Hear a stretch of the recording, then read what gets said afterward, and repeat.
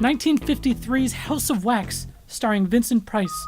Vincent Price's character is an artist who creates wax sculptures in like a wax museum. After suffering a tragedy, he's no longer able to use his hands, so he resorts to using actual dead bodies, many of which he kills, in his exhibits instead. Welcome back to Fatal Film, a video series where we discuss horror movies. Every 2 weeks we sit down and we discuss a horror movie that I give you guys in advance, so stick around to the end of the video for next episode's movie. So Vincent Price's character, he's an artist, he creates these wax sculptures, and the person who's funding his museum, I guess, he's no longer happy with the results, so he decides to burn the whole thing down with Vincent Price inside.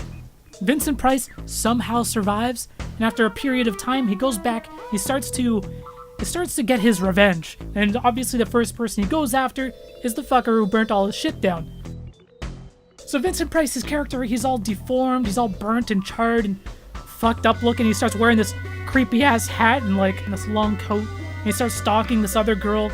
But things got a little confusing because in the future, we don't know how much time has passed. What do you know? Vincent Price is back, not burnt, not all fucked up. And he opens like a new wax museum, and he's in a wheelchair, but he's also lost the usage of his hands. And little does the public know that a lot of the figures now on his display in his new exhibit, his new museum, they're actually dead bodies from all the people he killed. He's also got a sidekick, Charles Bronson, a young Charles Bronson. His character's name is Igor. And it's really kind of weird because we don't know where the fuck this dude came from. Like, he doesn't really talk. He kind of helps out Vincent Price with some of his sculptures, but he's really just there.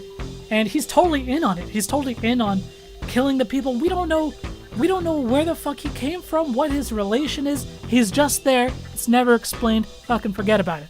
Also, regarding the scene where like the original museum burns down, like that is real fire. Like they're actually in danger in this scene. It's actually super impressive for a 1953 movie to be using all of these like practical effects and all these pyrotechnics. You know, parts of the set, they're all coming down. There's real fire, and there's actors, like, touching the fire at some point. They're, like, right in the middle of things. I was like, damn! Vincent Price, you're in danger. Also, as I was saying, Vincent Price, he survives the fire.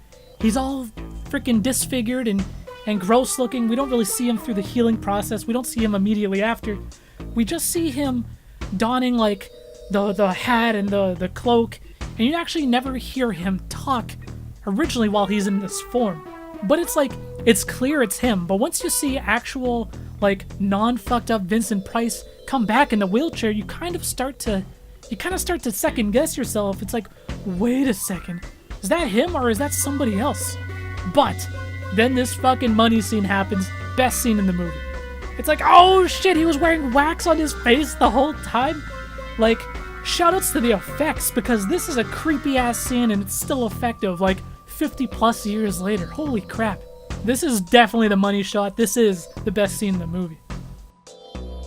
So a friend of one of the victims ends up visiting the wax museum and like she recognizes her friend on display, and it's really, really messed up. If you think about it, that's kind of a fucked up thing to see. And so she becomes suspicious of Vincent Price. She ends up following him. She sneaks in after hours, and that's when all hell breaks loose. And a cool thing to note, so this movie was released in theaters back in the day in 3D. And it's like, there's not really any point in this movie where I'm just like, oh damn, they're really using that 3D effectively. It's like, I don't think this would be a good movie to watch in 3D, except there's this like intermission where this guy comes out with his like ball and paddle, and he starts fucking hitting it at the screen. I'm just like, this is it. This is all the 3D was made for. And this dude is so obnoxious. And so there's like a scene of him outside of the wax museum, and he's like hitting the ball with the paddle like an inch away from people's faces. I'm just like, man, people were way more tolerant back then. If you tried to do this to people on the street now, they'd be fucking losing their shit. That guy get his ass kicked. And the intermissions, they're like in the final cuts of these movies, right? 1953, this is long before home video was ever a thing. And I gotta give it up to Vincent Price. He really does carry a lot of this movie. Like, he's such a horror legend. He's got that like dry, creepy voice that just gets under your skin, and he's at his best here, and he is really what makes this movie work. And I was really impressed with this movie, man. Like, they got sets burning down. They burned actual wax sculptures, which I'm sure are not cheap to make. This is like a high production movie back in the day. And the film's got a great climax. There's a lot of action near the end, you know. And it's such like an iconic thing with like the police kind of busting down the door. He's got like the girl chained up, gonna drop like the hot wax on her. But then, of course, it's got to be Vincent Price's character that ends up falling into the giant vat of boiling wax at the end. It's really fitting.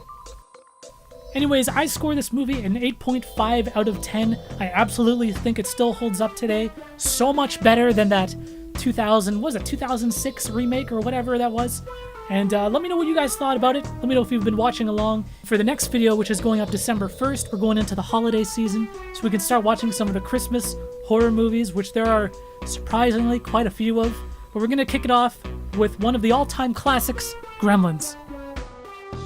Watch along to be part of the conversation next video. Thank you so much for watching, guys. Peace out.